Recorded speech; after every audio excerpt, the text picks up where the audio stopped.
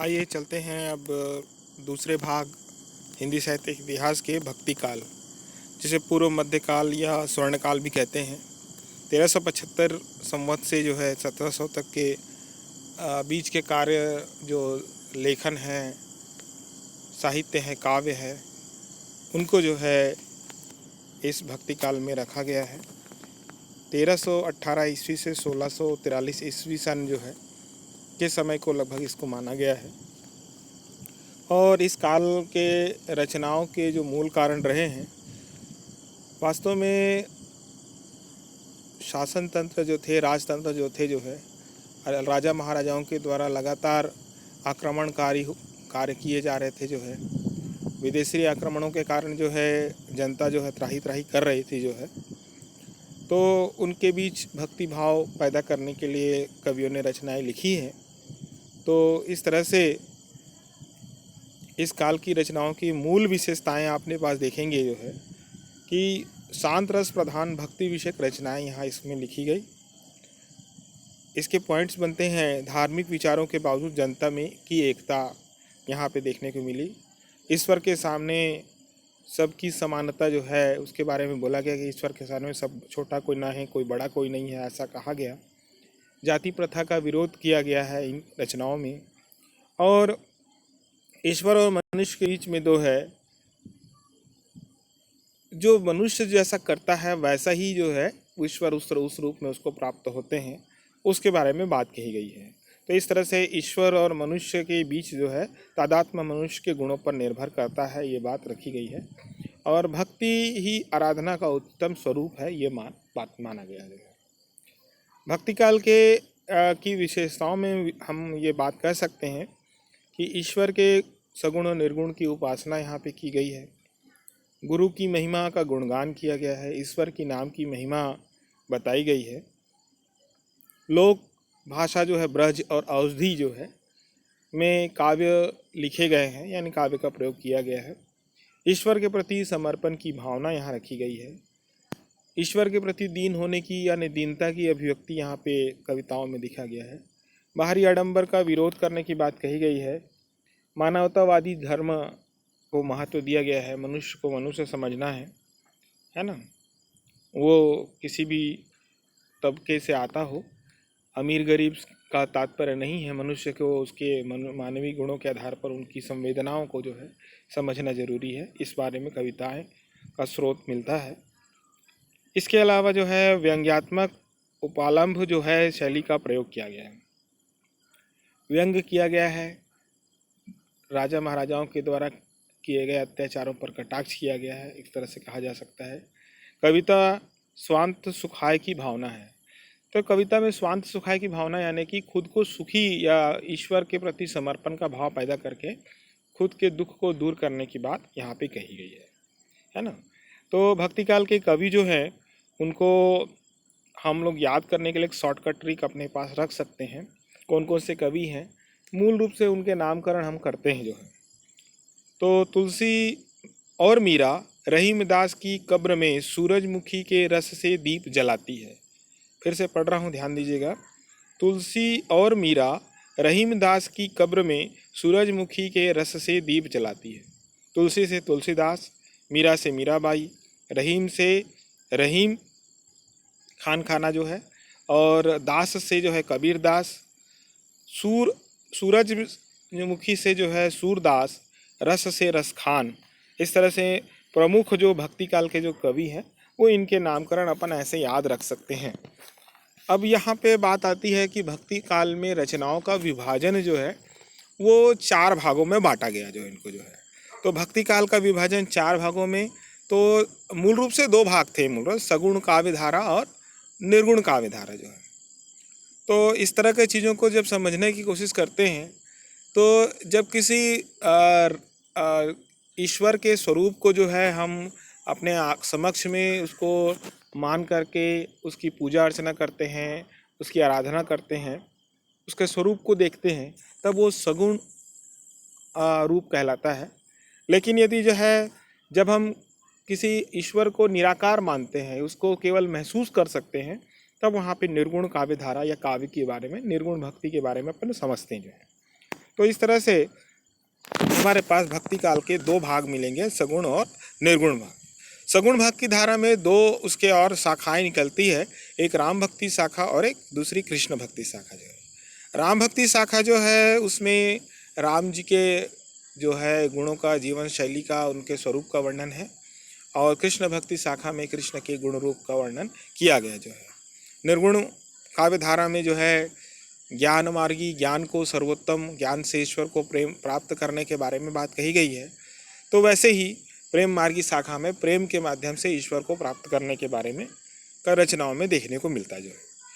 तो इनमें हमको राम के भक्ति शाखा के जो प्रमुख कवि तुलसीदास, कृष्ण भक्ति शाखा के जो है कवि मीराबाई, सूरदास, ये सब आपको मिलेंगे। जो है ज्ञान मार्गी शाखा के कवि कबीरदास, प्रेम मार्गी शाखा के कवि मलिक मोहम्मद जैसी, ऐसा मिलते हैं। जो है अब हम चलते हैं इन चारों जो है भागों के बारे में विस्तार से चर्चा करते हैं। राम भक्ति शाखा, राम के बारे में चर्चा की गई है। तो यहाँ राम भक्ति शाखा के बारे में विशेषताएं क्या होगी। भगवान राम को सत्यशील और सौंदर्य प्रधान अवतार की उपासना यहाँ पे की गई है ना। प्रबंध और मुक्त काव्य की यहाँ पे रचना हुई है। ब्रज और अवधी भाषा का प्रयोग हुआ है। मूल रूप से उत्तर प्रदेश ब्रज अवध के क्षेत्र में जो है रचनाएं लिखी गई है। तो राम के अयोध्या के आसपास के जो क्षेत्र हैं वहाँ की बोली को आप समझिएगा। जो है तो ब्रज और अवधी भाषा में जो है राम के बारे में लिखा गया। जो है तो राम का अयोध्या से संबंध है, तो इसलिए हम उसकी भाषा को ऐसा याद रख सकते हैं। वात्सल्य रस जो है प्रेम में माता के द्वारा पुत्र का प्रेम जो है, आप चारों भाई राम, लक्ष्मण, भरत, शत्रुघ्न के लिए सौंदर्यपूर्ण परक जो है रचनाएं लिखी गई, तो वात्सल्य रस है वहाँ पे। राम के जो है रावण वाले जो युद्ध वगैरह इत्यादि में तो वीर रस है। ईश्वरीय रूप में शांत रस है। उनके रूप सौंदर्य का वर्णन किया तो श्रृंगार रस है। इस तरह से यहाँ पर राम भक्ति शाखा की कविताओं में वात्सल्य रस, वीर रस, शांत रस, श्रृंगार रस का प्रयोग हुआ। जो है श्री राम को आदर्श और मर्यादा पुरुषोत्तम के रूप में जाना जाता है, तो उसके रूप में ही उसकी प्रतिष्ठा की गई है। ये हमारे सामने पे बात कहते जाए। तो इस में जो है प्रमुख कवि में गोस्वामी तुलसीदास जी के बारे में जानते हैं। उन्होंने रामचरितमानस, आप सभी अगर इस बात को स्वीकार करेंगे तो रामचरितमानस के द्वारा उन्होंने पूरे जनमानस को जो है राम जी के जो है मर्यादा पुरुषोत्तम आदर्श स्वरूप को हमारे सामने प्रस्तुत किया। इसके अलावा उनकी रचनाएं कवितावली, गीतावली, ये बहुत सारी रचनाएं हैं। इन्हीं और कवियों में है नाभादास, जिन्होंने भक्तमाल लिखा है। प्राणचंद चौहान महारामायण लिखा है। स्वामी अग्रदास ने राम ध्यान मंजरी लिखा है। और रघुवराज सिंह जो है उन्होंने राम स्वयंवर लिखा है। अगले पैराग्राफ में हम चलते हैं कृष्ण भक्ति शाखा जो है, इसकी विशेषताओं के संदर्भ में बात करते हैं। कृष्ण की भक्ति की प्रधानता यहाँ पे होगी कृष्ण भक्ति शाखा में। यहाँ भी मुक्तक काव्य होगा। ब्रज की गलियों में कृष्ण घूमते थे तो ब्रज भाषा का प्रयोग हुआ है। वात्सल्य रस, वीर रस और श्रृंगार रस का प्रयोग हुआ है। जैसे राम के लिए हुआ था वैसे ही कृष्ण के लिए भी वात्सल्य, वीर और श्रृंगार रस का प्रयोग किया। कृष्ण को मित्र सखा के रूप में प्रस्तुत किया गया है। द्रौपदी को सखी कहते थे। अगर यदि आप सीरियल वगैरह में देखते होंगे तो वो सबके मित्र हैं, सखा हैं। कृष्ण जी जो है इस रूप में प्रस्तुतिकरण यहाँ पे देखने मिला है। प्रमुख कवि में जो है, इस कवि में जो है सूरदास जी जो है कृष्ण भक्ति शाखा में बोले गए हैं, जिनकी रचनाओं में बात कर सकते हैं सूरसावली, सूर संग्रह, सूर पच्चीसी, भ्रमर गीत, गोवर्धन लीला, नाग लीला, है ना, सूर सागर, साहित्य लहरी। तो इस तरह से सुर जहाँ पे जुड़ा हुआ हो वहाँ पर हम सूरदास की रचनाएं उसको मान सकते हैं। अधिकांश रचनाओं में देखने को मिल रहा है, तो सुर शब्द से हम सूरदास की रचनाओं को लिख सकते जो है ना। रहीम खान खाना जो है उन्होंने सत्सई लिखा, दोहावली लिखा है। मीरा जो है बहुत प्रसिद्ध जो है कृष्ण भक्त के रूप में इनको प्रस्तुत किया है। गीत गोविंद का टीका उन्होंने लिखा है। नरसी जी का मायरा उन्होंने लिखा है। इस तरह से बहुत सारी उनकी रचनाएं अपने सामने पे देखने मिलती है। कृष्णदास जी ने जो है भ्रमर गीत लिखा है। नरोत्तम दास ने सुदामा चरित्र लिखा हुआ है। इस तरह से हमारे पास कृष्ण भक्ति शाखा में जो है ये एक प्रमुख कवि हमारे सामने पे नज़र आ रहे हैं। अगले चलते हैं हम लोग ज्ञान मार्गी शाखा में। जो है ज्ञान मार्गी शाखा की विशेषताएं हैं जो है, इस काल के कवियों ने जो है आत्मज्ञान के माध्यम से ईश्वर से साक्षात्कार को संभव बताया। यानी कि आप ईश्वर को प्राप्त करना चाहते हो तो अपने अंदर ज्ञान प्राप्त कर लो जो है ईश्वर को प्राप्त करने के लिए खुद के अंदर में। जाति पाति पे विश्वास नहीं करते थे ये लोग जो है, इनके बारे में यही बात की जा रही है। निर्गुण ब्रह्म की उपासना को बल दिया कि ईश्वर जो है उसका कोई आकार नहीं होता है, वो आपके पास ये बात समझने की है। यानी कि गुरु शब्द के बारे में बात कर सकते हैं, गुरु ही सब कुछ है, इसके बारे में हम इस तरह से रूप में बात करेंगे जो है ना। गुरु की महिमा का गुणगान गुरु ही के द्वारा ज्ञान प्राप्त किया जा सकता है, यहाँ पे बोला गया है। मुक्तक शैली में रचनाएं लिखी गई है, सुधुकुड़ी भाषा का प्रयोग किया गया है इन यहाँ पे जो है। भाव पक्ष की प्रधानता है, कला पक्ष का अभाव है यहाँ की रचनाओं में। यानी अंदर से भक्ति भाव अंदर में हो, भाव का भूखा हो, साधु भाव का भूखा होता है, ये सारी चीज़ें यहाँ पे देखने को मिलेगी जो हमारे। पाखंडी रूढ़िवादी परंपराओं का सर्वस्व विरोध करने वाली जो बात आती जो है इस जो है ज्ञान मार्गी शाखा के प्रमुख कवि में जो है कबीरदास जी है। उनके बारे में बहुत अच्छी अच्छी बातें हमारे सामने पे आती है। वाणी के डिटेक्टर है ना। साणुकर्णी भाषा यानी सधुकड़ी भाषा का वो प्रयोग करते हैं। पंचमेल खिचड़ी जो है उनकी इस रचनाओं में देखने मिलती है। तो उनकी रचनाओं में जो है बीजक है एक संग्रह जो है, जिसमें साखी, सबद और अमैनी 3 प्रकार के जो है रचनाएं हैं, जिनको एक साथ मिला करके बीजक उनकी रचना का संग्रह बनाया गया है। दादू दयाल ने साखी और पद लिखे हैं। गुरु नानक जी ने जो है जपूजी लिखा है। और गुरु ग्रंथ साहिब में जो है महिला जो है वो गुरु नानक साहब ने लिखा है। महिला को आप गुरु ग्रंथ साहिब के बारे में देखेंगे और देखेंगे तो उनको पढ़ेंगे जो है, उनके बारे में यूट्यूब वगैरह में और खोजेंगे तो आप विस्तार से आपकी जानकारी मिलेगी। और कितना सुंदर उन्होंने वर्णन किया है उसके बारे में देख सकते हैं। सुंदर दास जी ने सुंदर विलास लिखा है, रैदास ने पद लिखे हुए हैं। इस तरह से यहाँ पर हम कह सकते हैं कि एक जो है रचनाएं जो है हमारे सामने पे ज्ञान मार्गी शाखा के कवि लोगों ने किया था जो है। अगला चलते हैं हमारे पास हम लोग प्रेम मार्गी शाखा के कवि जो है। तो प्रेम मार्गी शाखा की पहले विशेषताएं देख लेते हैं। देखिए कि इसके सभी कवि मुसलमान थे, सबसे बड़ी बात इसकी विशेषताओं में है ना। ब्रह्म और जीव में पति पत्नी का संबंध के तौर पर उसने माना है।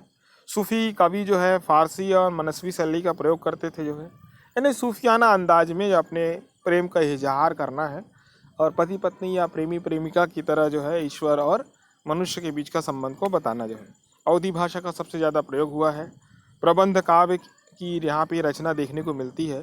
हिंदू एक मुस्लिम एकता का जो है प्रमुखता से यहाँ पे दिखाया गया जो है। इस काल के या प्रेम मार्गी शाखा के सबसे प्रमुख कवि थे मलिक मोहम्मद जायसी जो है। जायसी उसका सरनेम इसलिए बना कि जायस एक गांव है अरावली अमेठी के बीच में जगह है, तो वहाँ के रहने वाले जायसी जो है, ठीक है ना। बहुत सारे लोग कवि जो होते हैं तो वो लोग अपने जगह का नाम से जो है अपना नाम जोड़ लिया करते हैं। तो इस तरह से मलिक मोहम्मद ने जायसी ने जो है जायस जगह का नाम से अपना नाम जोड़ लिया जो है। मूल रूप से ये दरबारी कवि थे शेर शाह सूरी के जो है। शेर शाह सूरी जिसे फरीद खान के नाम से अपन जानते हैं। इसको थोड़ा सा आप लोग को याद रखने के लिए कुछ चीज़ें, नई चीज़ें, इतिहास की चीज़ों को भी मैं इसमें जोड़ रहा हूँ, है ना। बहुत ज़्यादा इतिहास तो नहीं मालूम है, लेकिन जो भी जानकारी है उसको मैं आपके बीच पहुँचा रहा हूँ ताकि दोनों चीज़ें आपको जुड़े कि एक मलिक मोहम्मद जायसी दरबारी कवि किसके थे, शेर शाह सूरी के थे जो है। कंपटीशन एग्ज़ाम के लिए कई बार ऐसे सवाल पूछ दिए जाते हैं, तो इसमें जो है तो उन्होंने रचनाएं लिखी थी। पद्मावत जिस पर अभी फिल्म भी बनी थी जो है, बहुत विशाल उन्होंने वो रखा है। इसके बाद अखरावट, आखिरी कलाम इनकी रचनाएं हैं। और इसके बाद में है कुतुबुन ने लिखा था मृगावती, मंझल ने लिखा था मधुमालती, उस्मान ने लिखा चित्रावली, नूर मोहम्मद ने इंद्रावती। आप देख भी रहे हैं सबके नाम जब हम पढ़ रहे हैं तो सभी के नाम के आगे पे ये सब मुस्लिम नाम जो है हमारे सामने पे नज़र आ रहे हैं जो है। इस तरह से हम लोग देख सकते हैं जो है कि ये भक्ति काल के जो है ज्ञान प्रेम मार्गी शाखा के कवि हैं जो है। अब चलते हैं, हम लोग के पास में एक महत्वपूर्ण प्रश्न आता है कि भैया ये भक्ति काल जो है उसको हिंदी साहित्य का स्वर्ण काल कहते हैं। क्यों कहते हैं इसके बारे में बार बार बोला जाता है, कहते हैं, लेकिन क्यों कहते हैं इसके संदर्भ में हम बात कर लेते हैं। कबीर दास जी, सूरदास जी, तुलसीदास जी, मीरा जैसे, मलिक मोहम्मद जैसे महान संत और भक्त कवि, इन्होंने रचनाएं लिखी जो है ना। इन सब के नाम के आगे नाम लेते ही जो है उनकी रचनाओं के नाम सुनते ही हम बोल सकते हैं कि इन्होंने अपना जो है वो रचनाएं इतनी लिखी जो है ना। इनकी काव्य के माध्यम से जन जागरण में ठोस जो प्रयास जनता के लिए संजीवनी बूटी सिद्ध हुई थी जो है ना। इनकी रचनाओं को पढ़ने के बाद लोगों के मन में जो त्राहिमाम था, जो है संकट था, तकलीफ थी, जो है वो सारी दूर हो जाती थी जो है। अब देखिए रामचरितमानस के भाव को पढ़ते हैं तो सारा कष्ट, सारा संकट दूर हो जाता है। भक्ति भाव की बात करते हैं, अगर यदि मीराबाई के द्वारा जो है वो अगर यदि कहते हैं तो किस तरह से बात हमारे सामने आती जो है। इसी तरह से भाव पक्ष और कला पक्ष का दोनों का सुंदर समावेश हुआ इसमें जो है ना। ये सुंदर समावेश देखने को मिल रहा है, दोनों पक्ष को बहुत सुंदर तरीके से किया गया जो है। रामचरितमानस जो है सूरसागर, पद्मावत जैसे उत्कृष्ट काव्य जो है इसी काल में, भक्ति काल में ही जो है ये रचना लिखी गई है। इसलिए भक्ति काल को हिंदी साहित्य का जो है स्वर्ण काल अपन कहते हैं। तो आप सभी ने जो है ये सभी देखा कि भक्ति काल जो है वो मूल रूप से जो है 4 जो है भागों में बांटा गया है ना।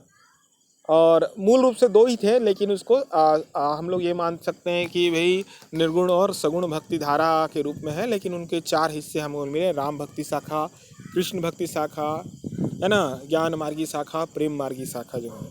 और ये स्वर्णकाल क्यों था इसके बारे में हम लोगों ने जाना जो है। अब इसके आधार पर आप विस्तार से इसको पढ़ने से जो है आप भक्ति काल के संबंध में कोई भी प्रश्न आएगा जो है उसको आसानी से जवाब दे सकते जो है ना।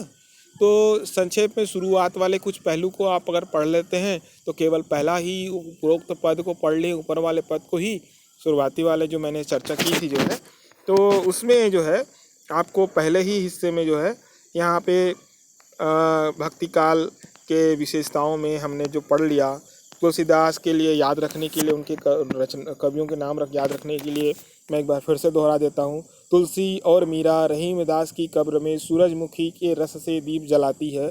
इस पंक्ति के माध्यम से तुलसी से तुलसीदास, मीरा से मीराबाई, रहीम से रहीम खान खाना और दास से कबीर दास, सूरजमुखी से सूरदास और रस से जो है रस खान, ऐसे जो है इनके कवियों को रटने के लिए हम याद रख सकते हैं, नाम रख करके जो है तैयार कर सकते हैं। और इस तरह से भक्ति काल जो है हमारे लिए जो है स्वर्ण काल बना रहेगा जो है। इस वीडियो को देखने के बाद आप सब लाइक, शेयर और जो है सब्सक्राइब कीजिए जो है। वीडियो को सब्सक्राइब करने बार बार मैं इसलिए कह रहा हूँ ताकि आपको मैं लगातार जो नए नए वीडियो है वो आप तक भेज सकूँ। और संख्याएं जो है एक निश्चित संख्या होने के पश्चात जो है ऑनलाइन जो है बहुत सारी चीज़ें जो मैं आपको बताना चाहता हूँ। ऑनलाइन वीडियो जो है रिकॉर्डिंग के लिए जो है मेरे पास मैंने अभी भी शुरू किया है ये यूट्यूब में जो है, तो उन वीडियो को जो है ऑनलाइन दिखाने के लिए जो है मैं आप तक जो है सब्सक्राइब जब संख्या बढ़ जाएगी जो है आपकी, तभी मैं दिखा पाऊँगा। संख्या कम होने पर यूट्यूब भी जो है सब्सक्राइबर की कमी के कारण जो है परमिशन नहीं देते हैं। तो आप सबसे ये कहना चाह रहा हूँ कि आप सब्सक्राइब कीजिए, शेयर कीजिए, और मेरी जानकारी आपको अच्छी लगी जो है तो कमेंट भी कीजिए जो है, ताकि जो है आप इन चीज़ों को जो है समझ सके। मैं परीक्षा के दृष्टिकोण से हिंदी को जो है साधारण या सामान्य विषय मानते हैं जो है लोग जो है, लेकिन इसमें बहुत सारी गहराइयाँ हैं, उन तक मैं आप तक पहुँचाने की कोशिश कर रहा हूँ। परीक्षा उपयोगी चीज़ें थोड़ी समय रहते अचानक से मालूम रह जाए तो हमें याद करने में आसानी होती जो है। तो चलिए, आप सबका ये वीडियो देखने के लिए धन्यवाद है ना। अपेक्षा करता हूँ कि आप सब जो है